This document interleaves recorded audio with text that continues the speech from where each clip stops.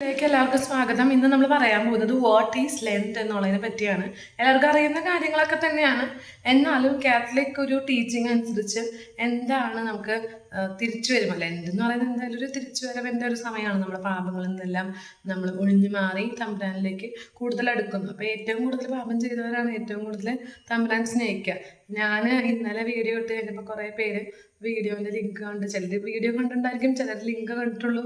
പലരും ചോദിച്ചു, നീ ആരാണ് ഇത് പറയാനായിട്ട്? ഞാൻ ആരുമില്ല, ഞാൻ സാധാരണ ഒരു മനുഷ്യ സ്ത്രീയാണ്, എനിക്ക് പ്രത്യേകിച്ച് ഒന്നുമില്ല. പക്ഷെ എനിക്ക് ഒരു കാര്യമുണ്ട്, എനിക്ക് തമ്പുരാൻ്റെ കരുണ കൂടുതലും കിട്ടിയിട്ടുണ്ട്, തമ്പുരാൻ്റെ സ്നേഹം കൂടുതലും കിട്ടിയിട്ടുണ്ട്, തമ്പുരാൻ്റെ ക്ഷമ കൂടുതലും കിട്ടിയിട്ടുണ്ട്.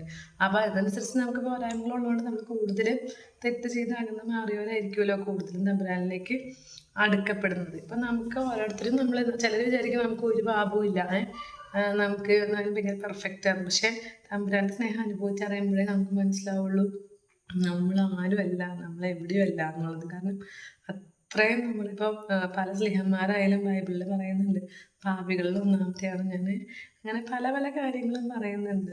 അപ്പം അതുകൊണ്ട് നമ്മൾ ഏറ്റവും കൂടുതൽ തമ്പുരാനോട് അടുത്തിരിക്കണമെങ്കിൽ ആദ്യം നമ്മൾ വെറുത്തുപേക്ഷിക്കേണ്ടത് പാപം തന്നെയാണ്. അപ്പം കാത്തലിക് ടീച്ചിങ് പറയുന്നതനുസരിച്ച് 3 കാര്യങ്ങളാണ്. ഒന്ന്, നമ്മൾ തിരിച്ചു വരവാണ്. ഈ ലെൻറ്റ് എന്ന് പറഞ്ഞു കഴിഞ്ഞാൽ വാട്ട് ഈസ് ലെൻറ്റ് എന്നുള്ളത് തിരിച്ചു വരലാണ്. നമുക്ക് തമ്പുരാനിലേക്കുള്ള തിരിച്ചു വരൽ, ദൈവത്തിൻ്റെ സ്നേഹത്തിലേക്കുള്ള നമ്മുടെ തിരിച്ചു വരവ്.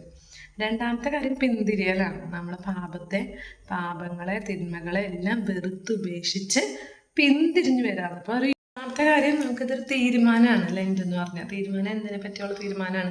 നമുക്ക് തമ്പുരാൻ്റെ കൃപയിലും കരുണയിലും ഒക്കെ ആശ്രയിച്ച് നമ്മുടെ ജീവിതത്തിൽ മാറ്റം വരുത്തുന്നുള്ളൊരു തീരുമാനമാണ്. നല്ല മാറ്റം, തമ്പുരാന് ഇഷ്ടമുള്ള മാറ്റം, തമ്പുരാൻ ആഗ്രഹിക്കുന്ന മാറ്റം നമ്മുടെ ഓരോരുത്തരുടെ ലൈഫിൽ ഉണ്ടാവുക എന്നുള്ളതാണ്. അപ്പോൾ നമുക്ക് നാളെ മറ്റൊരു വീഡിയോയും കാണാം. Thank you.